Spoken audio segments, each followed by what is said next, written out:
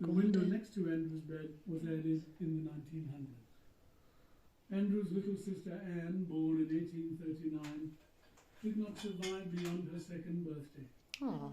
It is believed she is buried in an unmarked... So we've had ones and that there. Surely not very narrow though.